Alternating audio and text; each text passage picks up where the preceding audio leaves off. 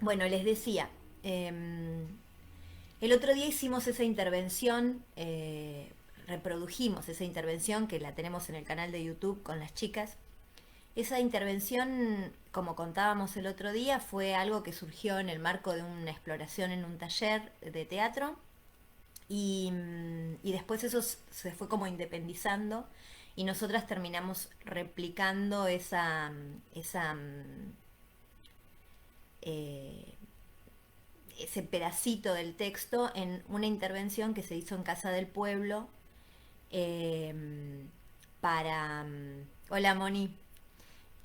Para un encuentro que se hizo para juntar dinero para el encuentro de mujeres del año pasado.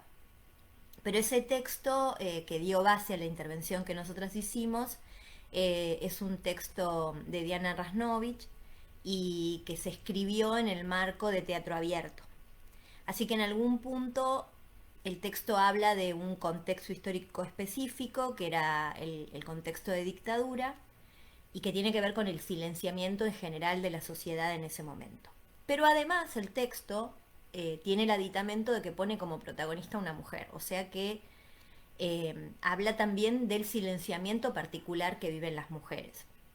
Que además, como sabemos, en dictadura la situación de las mujeres, como en toda situación, ¿no? O sea, las situaciones de opresión en general son terribles para todo el mundo y para las mujeres por cuestiones de género son aún peor.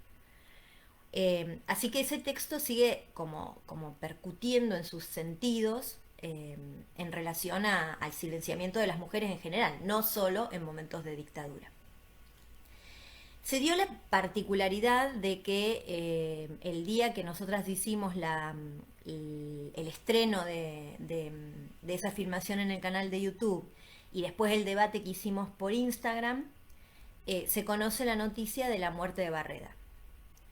Cuando terminamos de hacer el debate, me encuentro en mi Facebook, en la zona de inicio, con una publicación dentro de compras y ventas en Bahía Blanca, de una publicación a favor de Barreda, hablando de que la muerte de Barreda tenía que ver con cuestiones de género y que la prisión que él había sufrido tenía que ver con cuestiones de género y que la muerte que le había dado a su hija, su suegra y su mujer era en realidad una respuesta a una agresión de género que recibía él. Y un montón de comentarios de varones a favor de esa publicación. Yo hice un comentario solicitando que el moderador de la página bajara esa publicación y recibí un montón de agresiones de los varones de la página. Y junto conmigo otras mujeres que hacían comentarios parecidos al que estaba haciendo yo. Bueno, eso tomó estado público, salió en una publicación, yo hice una publicación en el muro. Me pareció que era re importante retomar de nuevo la discusión porque evidentemente el patriarcado no, no se rinde, no afloja y en momentos como este donde tenemos los números que tenemos de femicidios en el marco de una pandemia, me parece que es una discusión que tenemos que dar a fondo y además repensarlo sinceramente. Entonces se me ocurrió volver a compartir ese texto y desmenuzarlo lo más que podamos eh, para que el texto nos ayude a pensar la condición de la mujer hoy. Y cuando estaba pensando cuál podía ser el disparador que compartiera con ustedes, como hacemos siempre, que leemos un texto que es base de la discusión central, pero siempre nos motivamos con un textito más chico antes, se me ocurrió compartirles un poema de Amalia Guglielminetti, que como les decía, era una poeta que vivió a finales del siglo XIX, principios del XX, una mujer con una poesía exquisita, pero que a diferencia de otros poetas que eran contemporáneos a ella pasó sin pena ni gloria, digamos. En su momento tuvo mucha repercusión su poesía, fue muy conocida en su momento, pero después nunca más se la publicó y por lo tanto a la historia no pasó porque los críticos de la época la catalogaron como una poeta menor. ¿Por qué poeta menor? Porque era mujer, o sea, básicamente, no por la calidad de su poesía.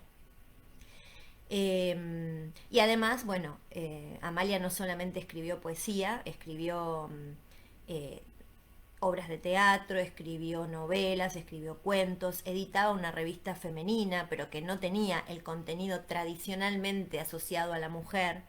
Era una revista crítica, donde se tomaban temas de literatura, temas sociales. Y una mujer súper interesante y que además, como era una mujer independiente que vivió siempre de su actividad, se la catalogó de femme fatale. Y la crítica decía que en realidad su poesía no tenía valor, que lo que tenía valor era la sexualidad que ella vivía muy libremente con poetas de la época y que por eso se la publicaba. Bueno, una situación que muchas veces las mujeres tenemos que afrontar, ¿no? O optamos por ser inteligentes y negar nuestro cuerpo, o si estamos dentro de los cánones tradicionales de la belleza, tenemos que también todo el tiempo cuidarnos y justificar nuestra moralidad, eh, porque, porque parece que no, que si uno es inteligente no puede ser bonita, que si es bonita no puede ser inteligente, que si es bonita tiene que además cuidarse mucho, porque si sos bonita también probablemente seas sexualmente demasiado libre, y así la cantidad de mandatos que pesan sobre nuestros cuerpos. Me pareció interesante poner en correlación el texto de la poesía que les voy a leer de Amalia con el texto que vamos a leer teatral, porque en ambos el cuerpo tiene mucho que ver, ¿no? Amalia era una mujer hermosa y por eso su cuerpo mereció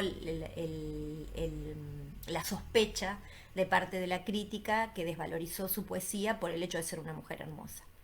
Y, y por otro lado, bueno, lo que dice el mismo poema, ¿no? Se los voy a compartir y después vamos a la lectura del texto teatral.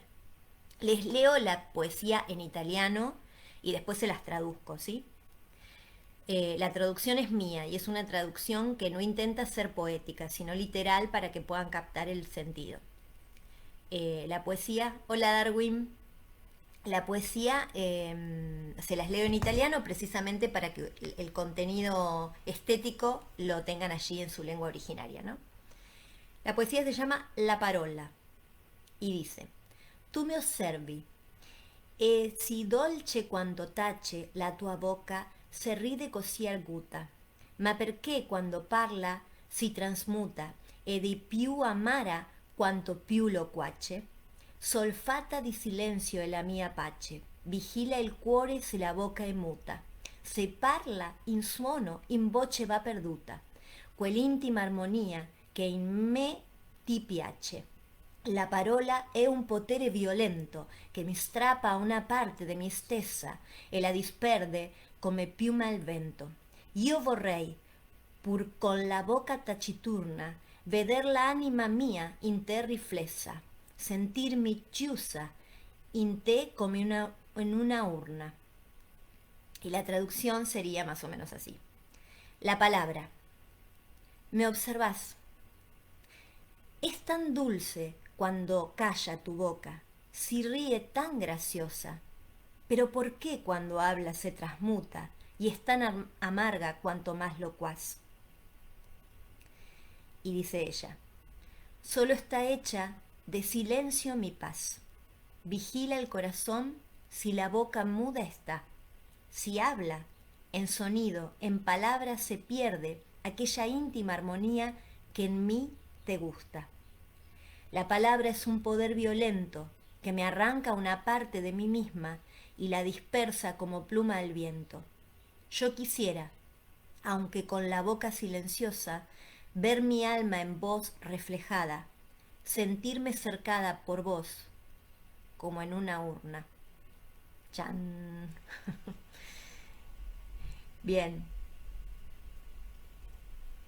ese es el poema de Amalia, que si quieren pueden ir comentando, y si no, paso directamente al texto. Me va a costar leerlo porque tiene una letra re chiquitita, pero bueno, no tengo la versión en papel. Dice así. Voy a tener las dos manos libres para poder leer mejor. Eh,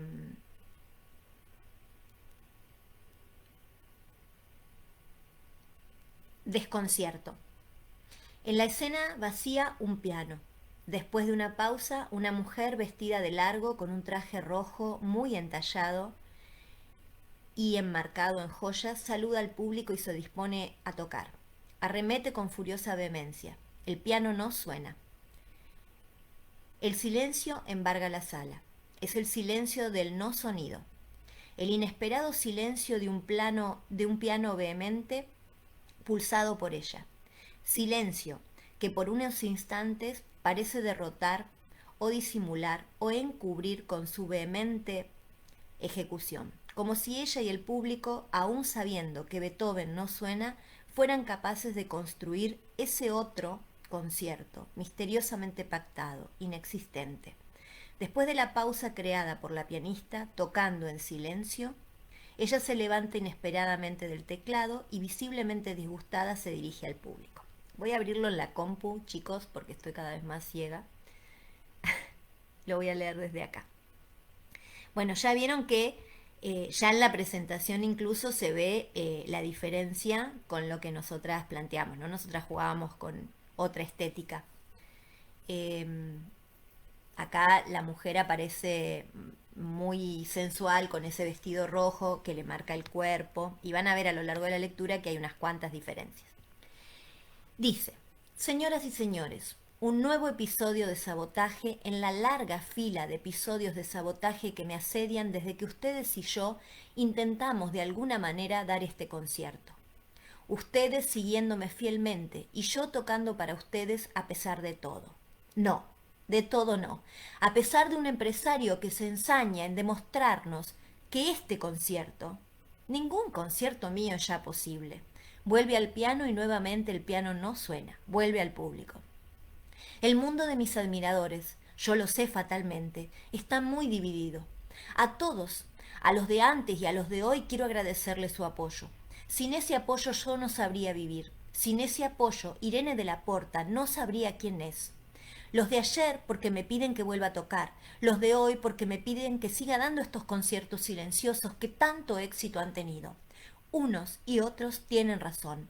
Unos y otros con su conmovedora presencia han hecho de mí lo que soy. Pero ¿quién soy, eh? ¿Mi empresario sabe quién soy? ¿Yo misma sé quién soy? ¿Soy yo o es otra la que no toca? ¿Y la que toca? ¿Dónde quedó? Se ríe. Menos preguntas, me dice mi empresario. El éxito nos corona, el público aplaude, la sala se llena y tu personalidad irradia un magnetismo desbordante que no necesita ningún sonido para brillar. Tal vez tenga razón, tal vez todos tengamos razón, tal vez ustedes al asistir a este acto humillante sientan que la verdad los asiste. Pausa. Vuelve al piano, intenta nuevamente concentrarse y tocar, pero el piano no suena. ¿Cuándo sonará ese piano? ¿Cuándo caerán las notas como agua bendita desde mis dedos hasta el centro del mundo? ¿Cuándo volveré a tocar? ¿Cuándo me dejarán otra vez libre de este compromiso de llenarles la curiosidad con inútiles relatos sobre mi vida? ¿Qué más quieren saber? ¿Qué esperan que les revele? ¿Por qué asisten a todas las funciones colmando esta sala y esperando que yo confiese todo? ¿Pero qué tengo que confesar? ¿Qué tengo que decirles de mí que los periódicos no hayan dicho? Pero si ustedes lo saben todo, pero si ustedes han seguido hasta los últimos desesperados detalles de mi pacto con la mediocridad. Pausa. Vuelve al piano, repentinamente se levanta. Y bien, he pactado. La mediocridad me ofrecía su cálida protección. Años interminables de confort por aceptar ser Irene de la Porta tocando silencio. Pianistas que tocan como vos hay muchas, me decía el empresario, pero Irene de la Porta no tocando va a haber una sola. Pausa. En todas las vidas hay un instante que marca la diferencia, un secreto que destruye todo lo transitado, todas las verdades propias, un instante en que se acepta perder creyendo que se va a ganar. ¿Cuál era mi ceguera? ¿Quién me cegó? ¿Estaba realmente ciega? ¿Cuándo comencé a aceptar? Mucho antes de decir que sí, yo todavía me sigo negando. Pausa. Se ríe. ¿Qué importancia tienen las razones cuando estoy atada ante ustedes y ustedes lo festejan con su concurrencia? Esto es un éxito. Irene de la Porta gana mucho dinero con todo esto. Mi empresario festeja el triunfo noche tras noche. Ustedes, la misma historia, los mismos hábitos, los mismos rasgos reproducidos en el espejo. Ustedes vienen entonces corriendo al teatro y pagan para que yo arranque de esa oscuridad inobjetable esta maravillosa escala inexistente. Inexistente. Re, do, sol, fa, la, mi, re, si, do. Y todo cae de un marasmo espejado. Y esta parcela fantástica del universo, orada en nuestros oídos memorias de caricias interminables, largas lenguas oceánicas, perfiles de otras vidas que no nos pertenecen. Amores desconocidos a los que nunca rozaremos ni siquiera la mano, grandes pasiones que todos llevamos guardadas dentro para entregarle a alguien que nos ignora lejos, a alguien que también nos busca. Do, re, sol, mi, la, fa, sol, si, fa, re, mi, do, sol. El destino, esa pompa inútil de agua bendita, esa ficción, es solo un pacto idiota con un Dios que emerge en este momento en un mi, sol, do, re, fa, mi, ro, do, que aunque no exista, es interminable. Se levanta conmovida, abre místicamente los dedos. ¿Quieren desentrañar verdades ocultas? ¿Quieren verme sin más disfraces? Se quita la ropa hasta quedar en ropa interior. ¿Saben más de esta Irene de la Porta antes que ahora? Ahora que me ven así, despojada hasta de mi aliento, ¿saben más de mí que antes? ¿Qué es una persona? ¿Quién soy yo? ¿Qué es el éxito? ¿Mi desnudo trae éxito? ¿Qué es una mujer desnuda? ¿Un esqueleto al aire con su frágil membrana vital? ¿Qué es un piano si no suena? Vuelve, así desnuda, al piano que no suena y lo toca ardientemente.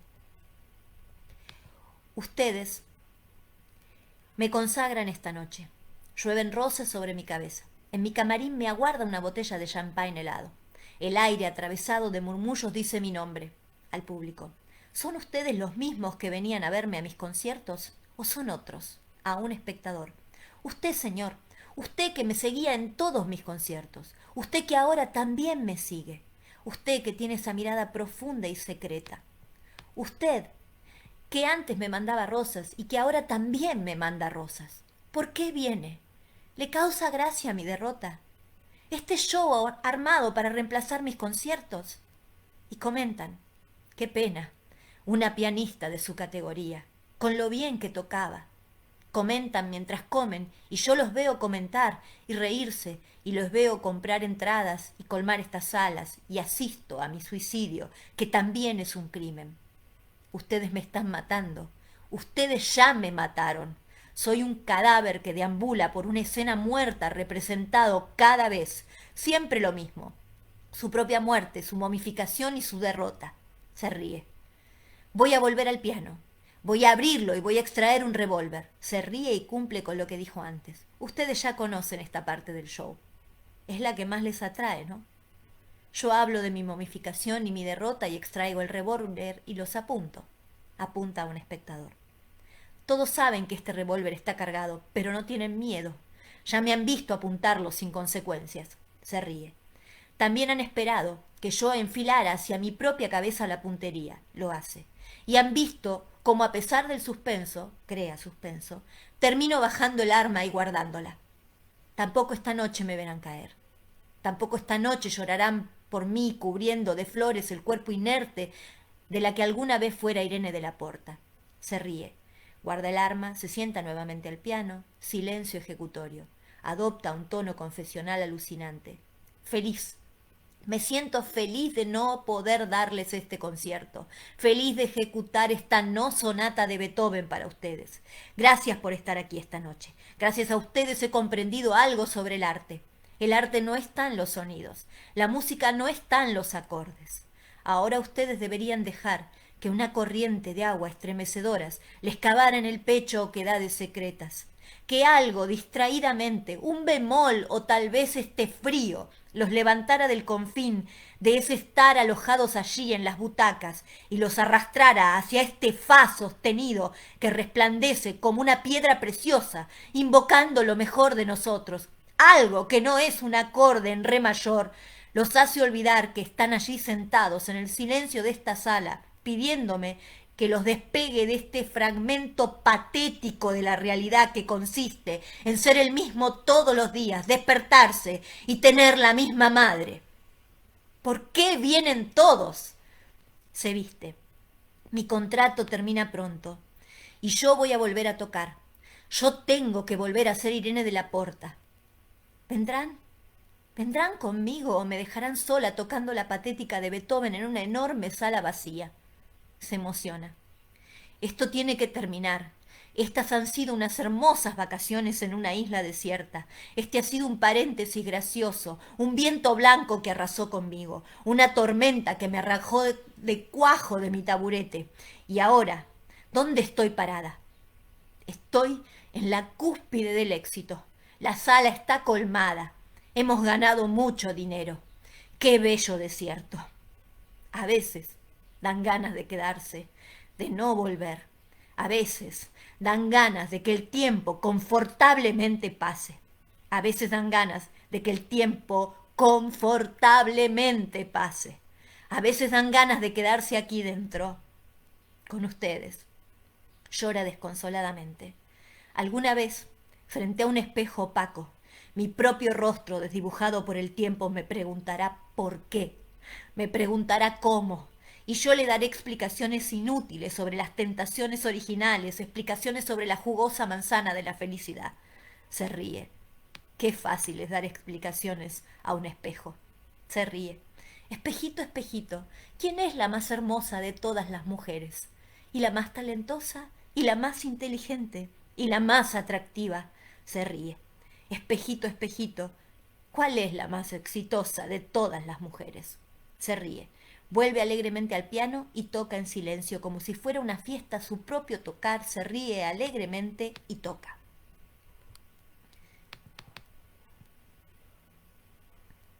Tienen razón. Yo también vendría. Yo también pagaría por ver el espectáculo que ofrezco cada noche. Colmaría esta sala todas las noches y gritaría ¡bravo! ¡bravo! Y al terminar tiraría rosas que cayeran al azar sobre esta fiesta. Saca un ramo de rosas y lo tira sobre la platea. Rosas, rosas para festejar el éxito de la insólita función que aquí se ofrece. Rosas cayendo sobre un mar de aplausos, rosas soñando con otras rosas en un inmenso prado abierto a la luz de la memoria, rosas para no olvidar, rosas para aspirar la noche que encierra cada pétalo. Termina de repartir las rosas, explota totalmente poseída por un sentimiento muy profundo. ¡Ay! Ahora mismo, ¿cómo me gustaría tocar la patética Ludwig van Beethoven? ¿Cómo me gustaría encontrarme con los tormentos de tu generosa alma? ¿Cómo me gustaría alimentarme de tu fértil y generosa vertiente, hundirme en esas aguas que conservo todavía dentro mío? Basta mirar hacia adentro y verte, Beethoven, haciendo sonar tu patética constantemente en mí. Muero y resucito cada día dentro de tus aguas. Beethoven, amigo mío, me paseo secretamente de tu mano, sintiendo tu corazón en mano como una piedra preciosa. Ay, si yo pudiera tocar, si yo pudiera sacarte de adentro mío para que dejes de ser este paisaje ahogado. Soy un alma penando o un cuerpo errante. Ay, cómo me gustaría romper estos días circulares y vacíos y asomarme a lo verdaderamente vivo. Vuelve al piano con este estado de exaltación. Repentinamente el piano suena.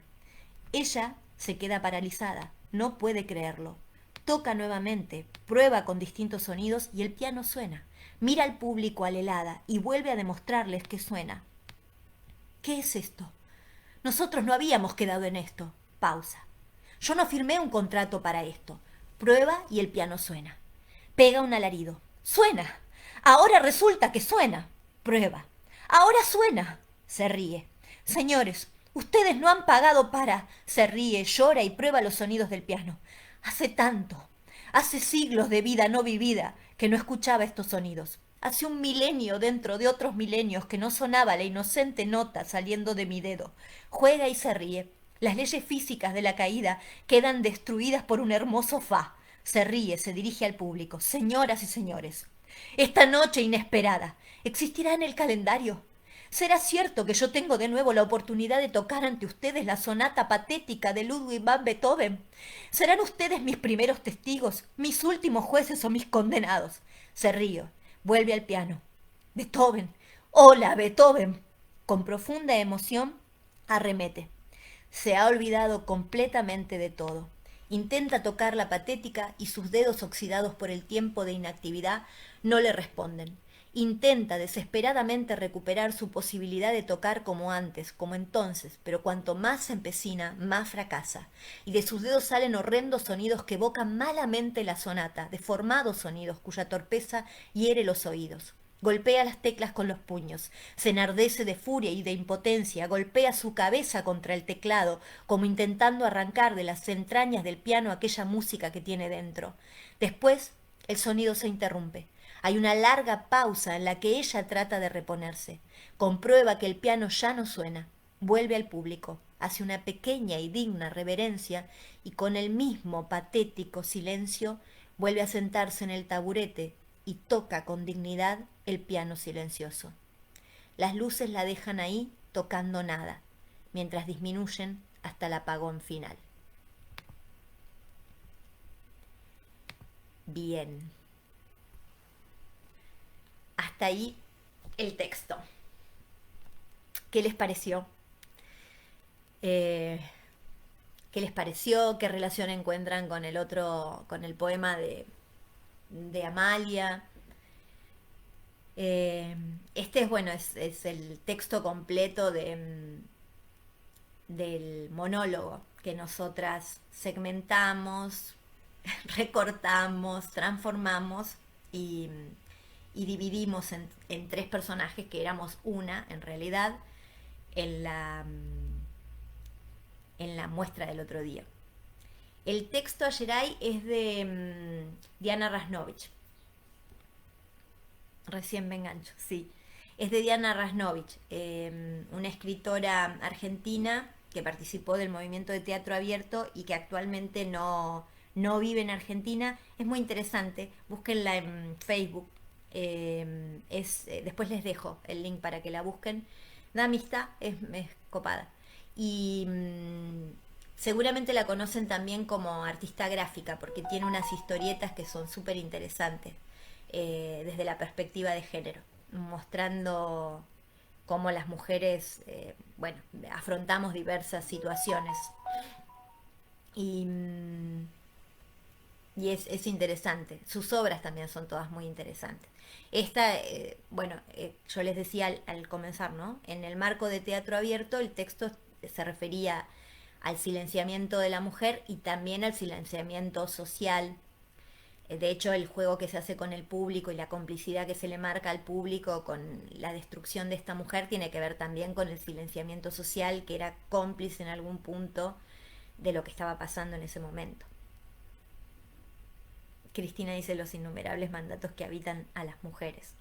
Sí, sí, a mí me impacta mucho esta dimensión del cuerpo que la obra de teatro pone en escena, ¿no? O sea, como una mujer tocando en el piano nada, y que precisamente es un éxito porque es una mujer hermosa a la que se va a ver en un acto patético.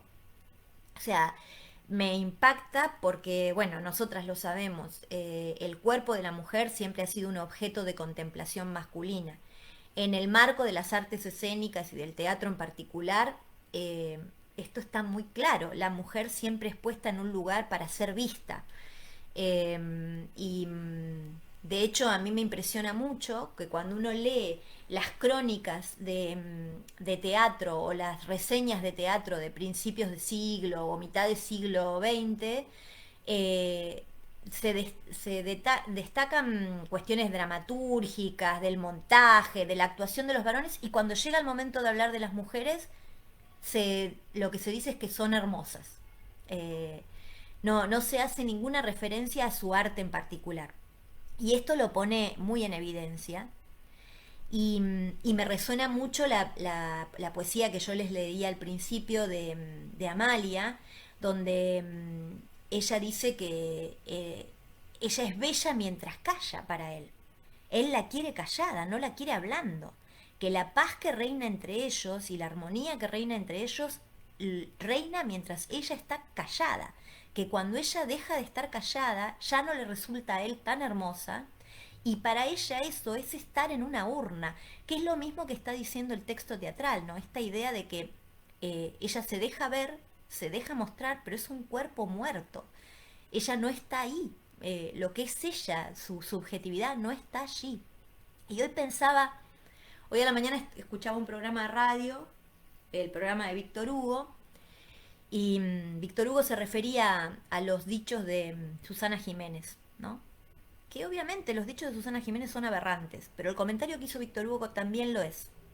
Porque la descalificación de Susana es porque Susana era Susana. O sea, una actriz que fue vedette, que en su momento fue una modelo, y desde ahí venía su descalificación. Es decir, que nuestra calificación y descalificación vienen por el cuerpo que portamos. O sea, no por lo que hacemos, no por lo que decimos, ¿no? O sea, porque para él, ¿qué había que esperar de Susana Jiménez? O sea, y eso hoy sigue activo, y es lo que a mí me impactaba de la publicación del otro día a favor de Barreda, ¿no? O sea, pasan los siglos y parece que las cosas cambian, pero en realidad cuando uno escarba en los discursos, nada cambia. Está todo igualmente vivo, igualmente activo, y las vivencias de las mujeres antes, durante y ahora son bastante parecidas. Dice Cristina, lo difícil que resulta ser mujer en una sociedad patriarcal. Se tienen que romper tantos mandatos aún. Tantos mandatos y tantos discursos, tantas matrices de pensamiento. Porque nos seguimos pensando desde la misma matriz. Eh, y, y eso es muy complicado. Tenemos que encontrar la vuelta para escapar a esta lógica perversa del patriarcado. Porque si no nos corremos, levemente nos corremos del lugar, pero cuando, como decía antes, cuando uno escarba los discursos, no estamos tan lejos de ese lugar. Fíjense que entre el texto de Rasnovich y el texto que yo les leía de Amalia, distan aproximadamente 70, 60 años. Y están hablando de lo mismo, de una mujer que no puede decir, que es más exitoso que no diga. Exitoso desde donde lo quieran medir, ¿no? Exitoso desde lo artístico, exitoso desde lo social, exitoso desde el cumplimiento del mandato de ser mujer de una determinada forma. De hecho, para mí fue impactante el otro día. Yo me dirigí en el muro de Facebook al que les refería, al administrador de ese muro, que no sé si es hombre o es mujer, el que cumple el rol de administrador, y me contestaron agrediéndome los varones. Eh, y, y me impactó particularmente una respuesta que era uno de esos dibujitos que tiene los GIF para poner, y que era un tipito con un arma y el disparo del arma. Eh, o sea, el silenciamiento, hasta en lo gráfico, ¿no?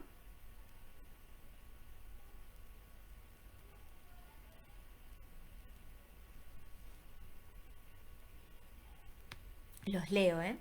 Los escucho. Va, los leo y los replico.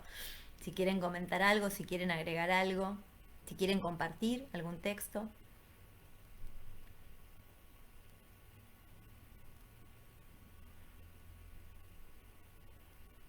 En el texto de Rasnovich está muy en primer plano la exhibición del cuerpo de esta mujer, ¿no? O sea, por un lado, desde que entra, esa vestimenta, las joyas, digamos, todo lo que habla de ella como un ornamento, ella ornamentada para ser un adorno también. Y después la desnudez que la lleva, lo concreta, ¿no? En las indicaciones escénicas del monólogo está esto, ¿no? Que esta mujer se desnuda, se queda en ropa interior, exhibiéndose ante los demás. Cristina dice, el silenciamiento de las mujeres es una constante en nuestra sociedad, es meramente discursivo la ruptura, los cambios son tan sutiles porque se perpetúan en diferentes contextos. Sí, y además, bueno, las diversísimas situaciones y desventajas que afrontan las mujeres según el grupo social al cual pertenezcan, ¿no?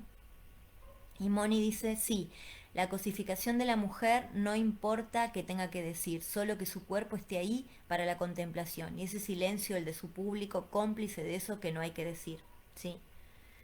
Hola María Luisa. Sí, Moni.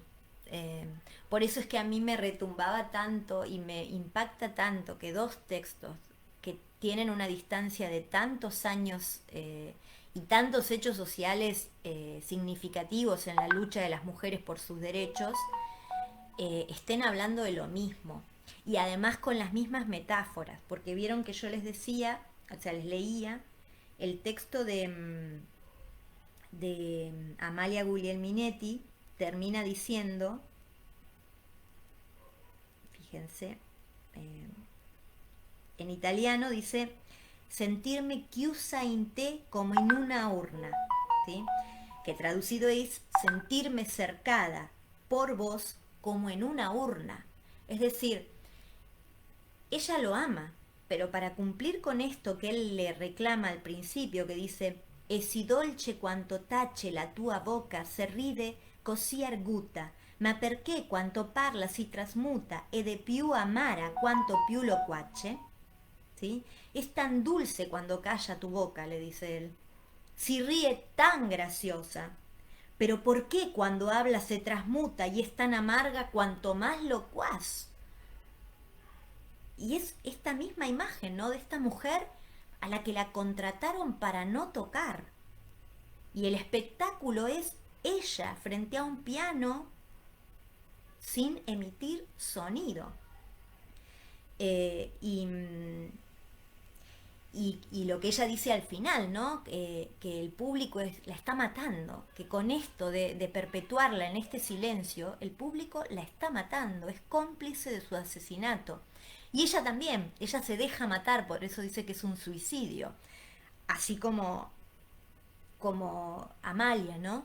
Que para poder amar y ser amada, se resigna, y por eso dice, yo quisiera, aunque con la boca silenciosa, ver mi alma en vos reflejada, sentirme cercada por vos como en una urna. Es terrible el tener que aceptar renunciar a nuestra subjetividad, a nuestra libertad, a la posibilidad de decir, para poder ser lo que nos mandan ser. Porque si no somos eso, no somos. Claro, Ayeray, sí. Alfonsina, de hecho, Alfonsina era una gran lectora de Amalia Guglielminetti. Y de hecho hay algunos cruces que no recuerdo ahora, en algún artículo mío yo cité un cruce de citaciones que hay. Si te interesa te lo busco. Cristina dice, el poder de la palabra se magnifica cuando se pronuncia.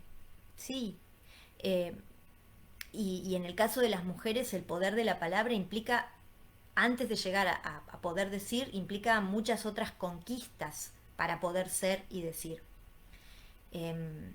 Además lo que significa el decir para nosotros los humanos, ¿no? Eh, es lo que nos identifica como especie. Y el mandato hacia las mujeres de silencio no es un mandato nuevo, no nace con el capitalismo, nace con el patriarcado, es ancestral. Y, y también la negación de nuestro propio cuerpo. Podríamos rastrearlo mucho más atrás, pero en este momento pienso en San Agustín, ¿no? En esta división que hace del cuerpo de las mujeres San Agustín, donde la mujer o tiene que parecer esta adolescente tipo la Virgen María, una adolescente asexuada además, o es la mujer erótica. Y la mujer erótica es un peligro, porque es la responsable del pecado de la carne. Por lo tanto, esta disociación que nosotras tenemos entre nuestro pensamiento y nuestro cuerpo es también ancestral. Estamos construidas sobre la negación de nuestra belleza y nuestros cuerpos, porque nuestros cuerpos son el peligro, son la tentación. Em, Cristina dice, el silenciamiento es igual a muerte simbólica metafórica. Tal cual. El no poder decir equivale a la muerte. Y eso los dos textos lo muestran. Y Ayeray dice, lo que no se nombra no existe. Tal cual. Tal cual. Y a mí me resuena ahí otra cosa que dice el texto de Rasnovich. Cuando habla de, al final, ¿no? Que están las indicaciones escénicas para que ella intente tocar en ese piano y no salga nada de nuevo y además salgan los sonidos como distorsionados de la sonata hasta apagarse completamente, que ella llega incluso a golpear las teclas con la cabeza. Pienso em, en aquel otro texto que leíamos hace unas semanas de Claudia Quiroga, el de Antígona, donde Antígona decía que tenemos nuestra propia voz atravesada por un discurso ajeno que es el discurso del patriarcado. Y es lo que pasa muchas veces, ¿no? Y pienso nuevamente en estas publicaciones de Barreda, ¿no? Donde había mujeres que intentaban justificar lo que Barreda había hecho por las supuestas agresiones de su esposa, su hija y su suegra. Y digo supuestas porque Barreda declara que lo agredían. Lo que pasó o no pasó solamente está relatado por el discurso de Barreda, porque las mujeres que podrían haber dado otra versión de esa realidad están muertas, no pueden decir. Y también pensaba en la novia de Barreda, ¿no? Esa mujer que Barreda conoce en la cárcel, que cuando Barreda sale firma por él, lo lleva a vivir a su casa y que después lo termina denunciando por violento, a la que él llamaba Chochán. Eh, Digo, ese es el atravesamiento que las mujeres también tenemos del patriarcado, ¿no? Cómo el patriarcado nos surca de manera tal que cuando podemos emitir nuestra propia voz sale distorsionada por un discurso que no es propio. Y lo cual es lógico, ¿no? Si nunca tuvimos voz, cuando uno toma voz por primera vez, ¿qué discurso va a ser el que resuene en esa voz? El discurso aprendido. Y el discurso aprendido es el del amo. Por eso hay que trabajar mucho sobre los discursos. Mucho, mucho hay que trabajar sobre los discursos, porque las palabras no son inocentes. Los discursos no son inocentes. Están cargados de historia, de ideología, de memoria. Y la memoria que tenemos las mujeres es la memoria que nos dejaron construir y es la memoria del patriarcado. Cristina dice, Alfonsina tuvo que negar quién era, por eso se suicida, ¿no? Es complejo lo del suicidio de Alfonsina. Eh, Hay muchas versiones de ese suicidio. En realidad, Alfonsina, sí, como dice María Luisa, fue víctima de su época. Alfonsina fue una luchadora y como mujer, en su contexto de época, logró muchas cosas que otras mujeres no lograron, pero siempre fue en el marco de una lucha ardua, muy ardua. Y es muy interesante, por ejemplo, leer eh, Alfonsina, además de su carrera poética por la que la conoce casi todo el mundo, era periodista y tenía unas crónicas. eh, Me distraigo un minuto, voy y las busco y se las muestro, porque se pueden conseguir, están a la venta.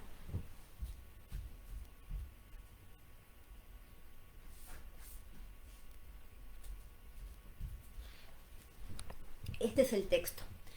Es Alfonsina Storni, un libro quemado. Y acá reúne un montón de crónicas periodísticas que ella publicó en diferentes medios gráficos.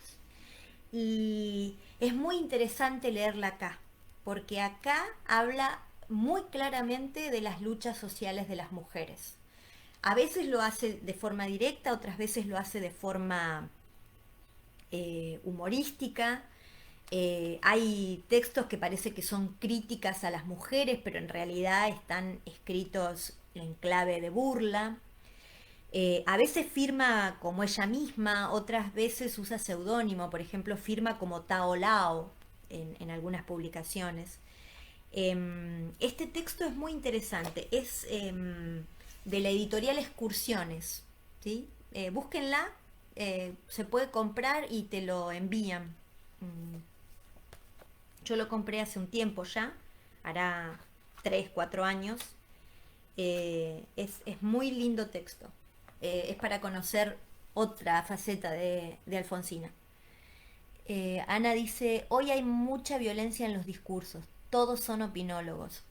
Sí, en realidad no sé si es solo hoy, creo que siempre lo fue. Lo que pasa es que no había debate, porque no había confrontación, porque en otros momentos eran muy pocas las mujeres que podían tener un lugar desde el cual responder al discurso masculino.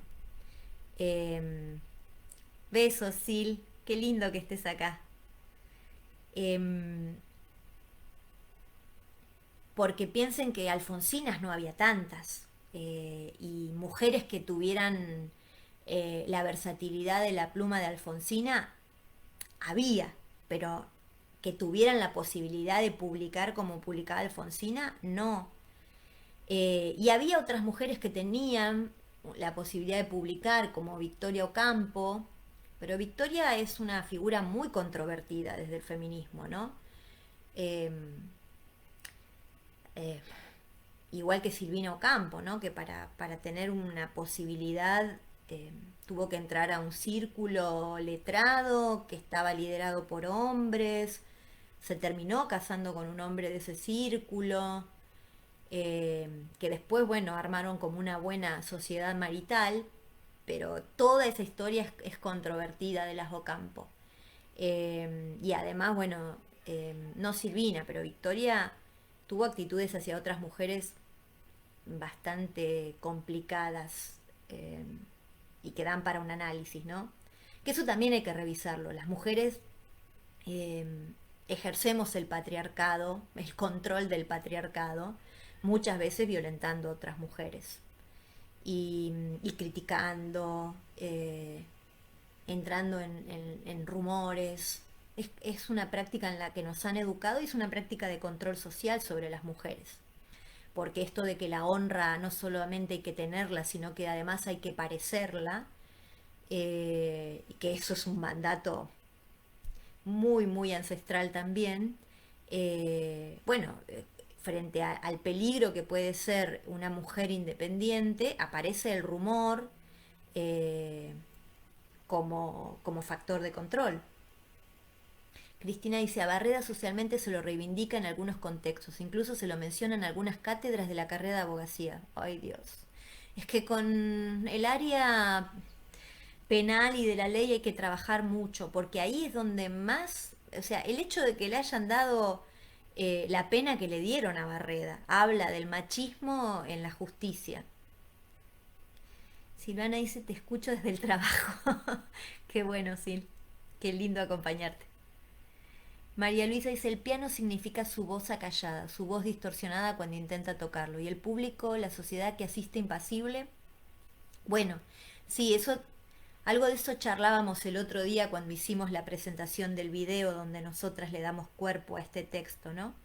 Eh, Hay infinidad de situaciones sociales donde la gente ve, advierte que está pasando algo y elige no decir, no denunciar, elige pensar, bueno, es una situación privada entre dos, es un problema de pareja y de esa manera se es cómplice de situaciones muy aberrantes. Y eso también es parte del patriarcado. El que nosotros pensemos que estas situaciones son situaciones del mundo privado, del ámbito de lo privado y que por eso no podemos eh, intervenir, tiene que ver con una educación patriarcal. Eh, Incluso cuando estas situaciones se dan en la calle, también pensamos que como son de pareja, pertenecen al ámbito privado y no nos podemos meter. Y, Y en realidad eso habría que cuestionarlo de base, ¿no? Esa división de lo privado y lo público, cuando se trata de un cuerpo y una existencia que están siendo violentadas, eh, deberíamos revisar esa categoría de lo privado. Privadas son otras cosas.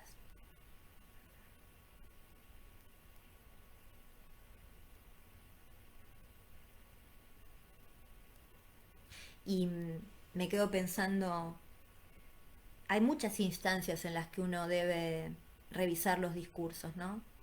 Recién Cris nombraba el discurso en las cátedras de derecho. Ese es un espacio que habría que cruzar por las cuestiones de género, porque además abogados, durante mucho tiempo los abogados eran varones. Eh, entonces es también como un espacio muy difícil de penetrar con una perspectiva de género.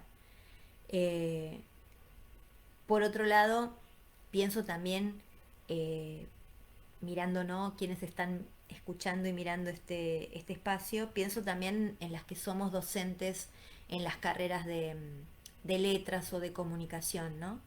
O de arte. Lo importante que es utilizar nuestras cátedras como espacios para decir y también para formar en perspectiva de género, porque la literatura, el teatro, muestra muy claro todo esto y a veces lo muestra no queriendo mostrarlo. Lo muestra porque se cuela, porque quien mira la literatura y el teatro con una perspectiva de género lo puede ver. Si no, hay muchísimas cosas que pasan de largo. Yo el otro día, cuando hacíamos el vivo en Instagram y debatíamos eh, en relación a la presentación del video que hicimos con este texto, comentaba que yo estoy escribiendo sobre las actrices a principios del siglo XX y las actrices del principio del siglo XX trabajaban atrozmente y eran niñas. Y en ninguna parte está clasificado como trabajo infantil ese trabajo. Y tampoco se analiza desde una perspectiva de género los matrimonios de las primeras actrices de compañía con actores que las duplicaban en edad, y que eran matrimonios que se pactaban precisamente para evitar las habladurías en torno a la moralidad de esa actriz, que era una niña, y que muchas veces provenían de clases sociales muy pobres y que trabajaban precisamente y las familias accedían a que trabajaran porque, porque ganaban mucho más que lo que podía ganar el cabeza de familia, que en ese momento era un varón. Por ejemplo, en un artículo que estoy escribiendo, tomo el caso de Esperanza Iris, que fue la voz mexicana, que además fue una actriz increíble, cabeza de compañía, que formó a otras actrices, que fue la primera mujer que administró un teatro, o sea, construyó y administró un teatro. La casaron a los 15 años con un tipo que tenía 30. Y la casaron precisamente para evitar los rumores en torno a ella. Y como ella accedió al matrimonio, eh, en las crónicas de la época se la pinta como una chica traviesa, a la que había que ordenar de alguna forma, y en ningún momento se menciona ni la diferencia, no, 20 y pico de años tenía de diferencia con el marido, con el primer marido. En ningún momento se menciona esa diferencia de edad, en ningún momento se menciona que él tenía una relación con ella laboral, donde él era su jefe. Tampoco se menciona el rédito económico que este hombre tenía a partir del uso del talento de Esperanza Iris. Y en todas las crónicas ella queda como la rebelde, como la escandalosa, eh, y en ninguna parte se menciona la situación abusiva que ese adulto, porque él sí era un adulto, ejercía sobre esta adolescente. Porque ella empieza a trabajar con él cuando era una niña. Cristina dice, nos han enseñado a desdibujarnos y a callar. Las mujeres que tenemos la posibilidad de decir nos catalogan de tantas cosas. Bueno, sí, sí. Por eso yo hablaba también de esto de esta imagen de la mujer angelical y silenciosa, porque la angelical es silenciosa, ordenada, asexuada, y después la otra, ¿no? La femme fatale o la mujer demonio, como se decía en la Edad Media, que es una mujer sexualizada y que dice, que tiene el don de la palabra. Y de hecho, bueno, hay infinidad de mujeres, incluso en la mitología, que son monstruosas precisamente porque manejan la palabra, porque pueden decir.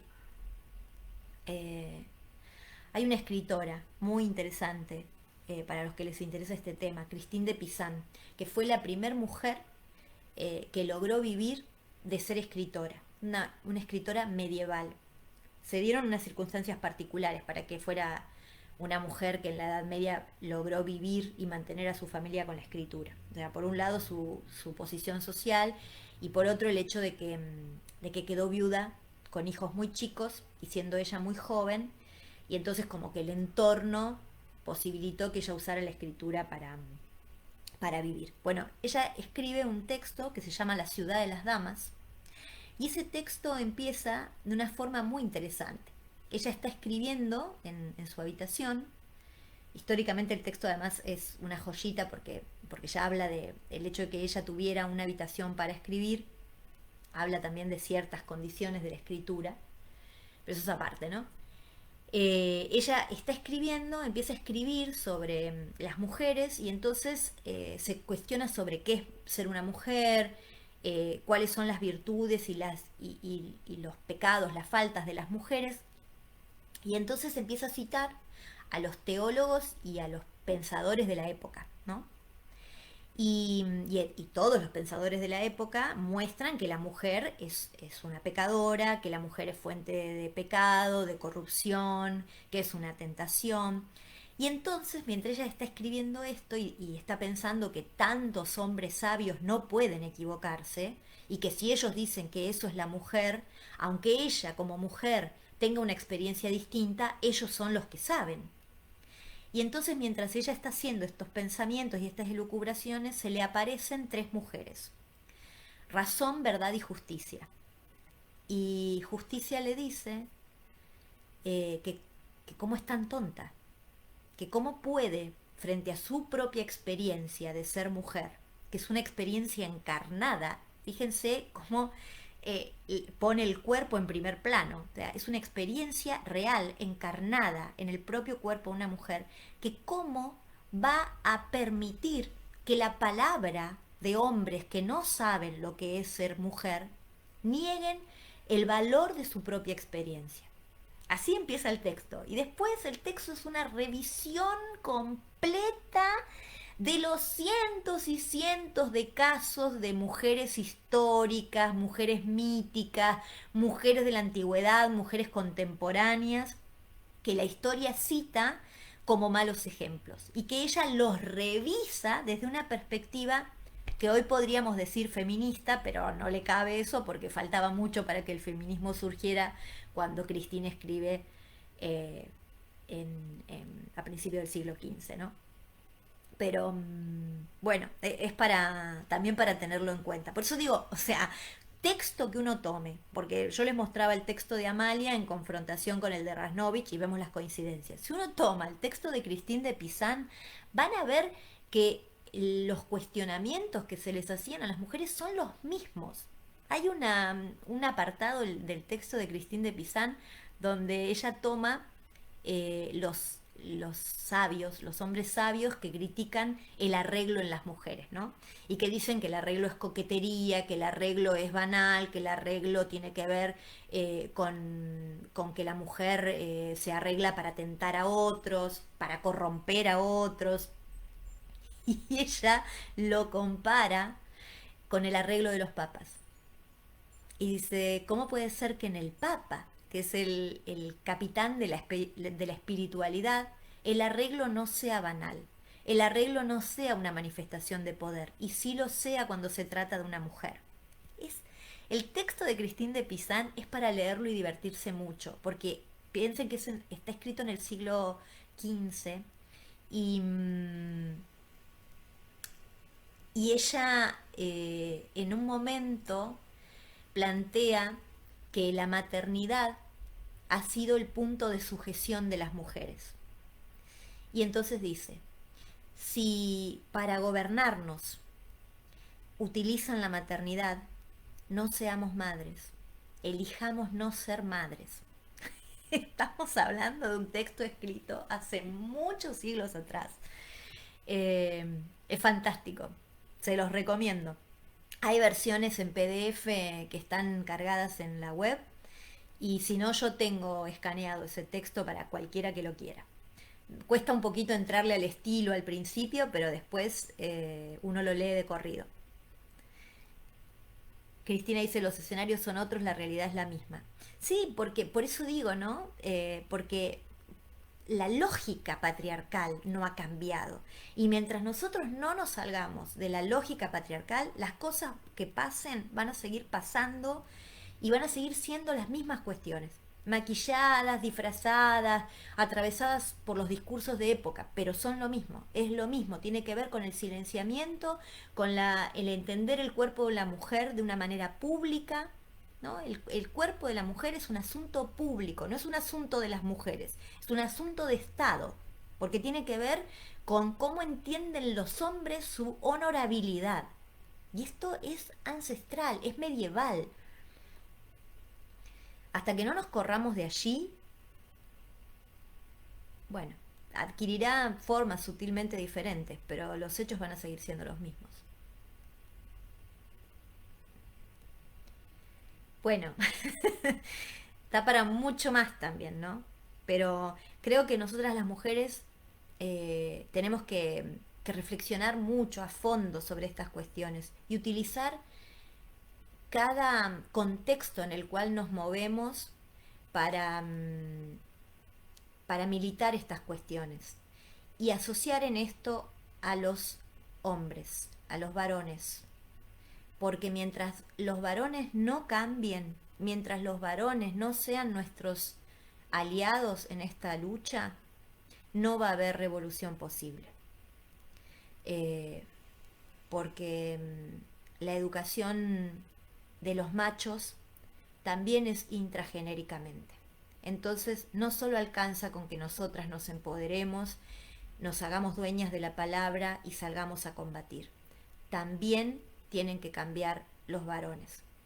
Y el rol de los varones en la lucha feminista es ese exactamente, la educación de otros varones. Esa educación no la podemos hacer nosotras. Nosotras colaboramos, pero la educación también es intragenéricamente y por lo tanto hay que involucrarlos.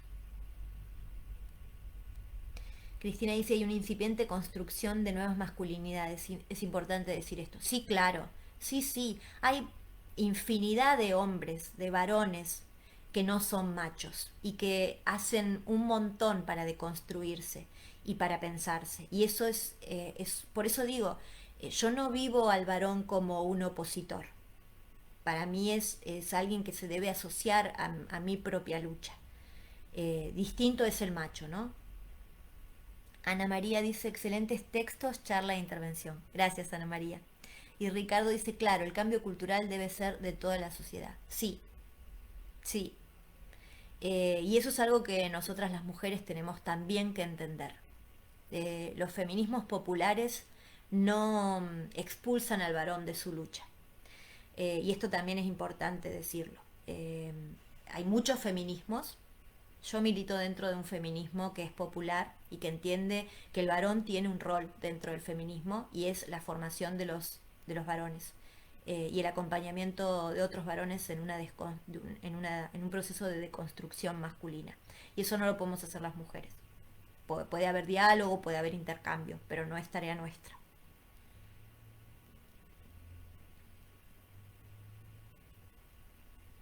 Bueno,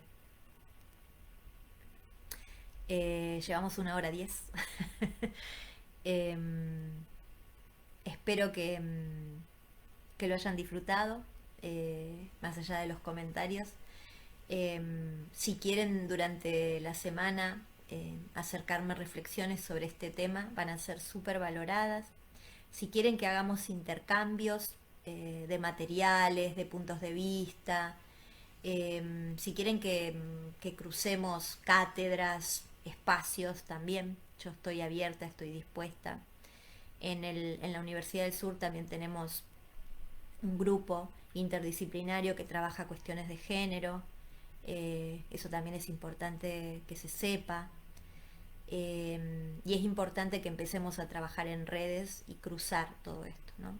Cuando uno ve discursos que están tan activos y tan vivos todavía, eh, es importante pensar en serio la construcción de redes sociales que se vuelvan cada vez más tramadas para asfixiar otras tramas más perversas.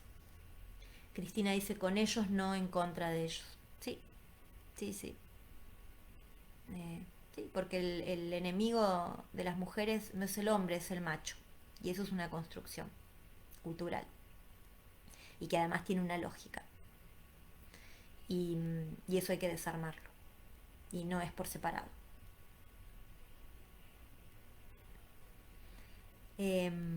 Bueno, espero sus comentarios, se los digo, se los vuelvo a repetir.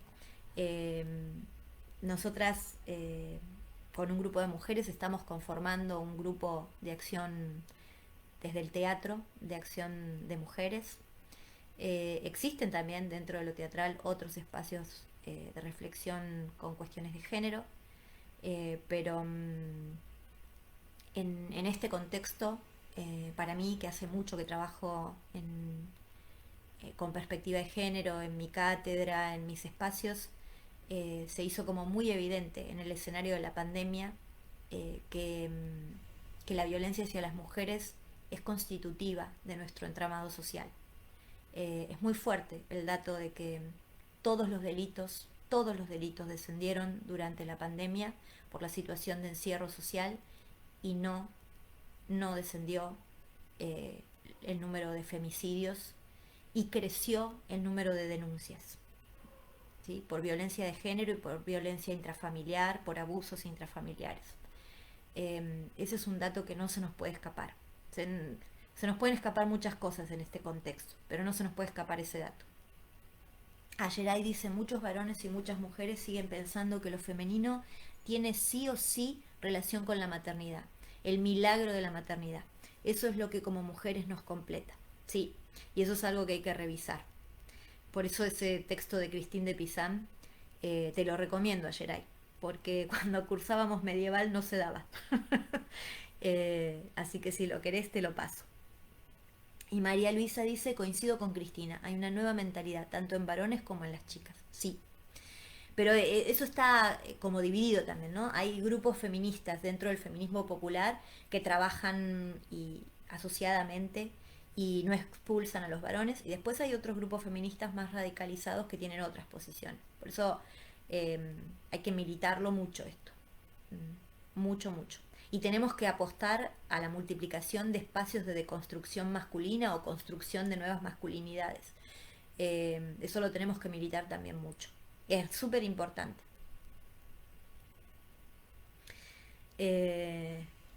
Bueno, dale, si lo conseguís, bien, y si no, yo tengo una copia escaneada. Eh, bueno, nada, los espero entonces el miércoles que viene. Me encantó el encuentro, dice Cristina. Celebro siempre este momento. Gracias total. Gracias a vos, Cris, por estar siempre.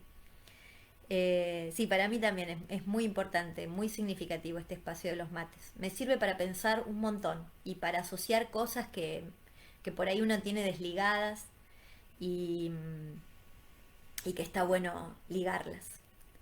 Eh, y además me parece interesante el espacio porque todos los que participamos acá venimos de palos distintos, de prácticas distintas, está buenísimo. No, gracias a ustedes. Bueno, eh, los veo el próximo miércoles y nos cruzamos en las distintas actividades durante la semana. Les cuento que estoy, y después de esto cierro, les cuento que estoy planificando para los días domingo una actividad, porque el mate literario nació como una actividad presencial en la Fundación Martínez Estrada cuando yo era su presidenta. Y fue una actividad que yo empecé a hacer los domingos pensando en las personas, dale pa, me subo los textos, Después se los dejo pegados abajo del video que queda en el muro de Facebook. Les decía,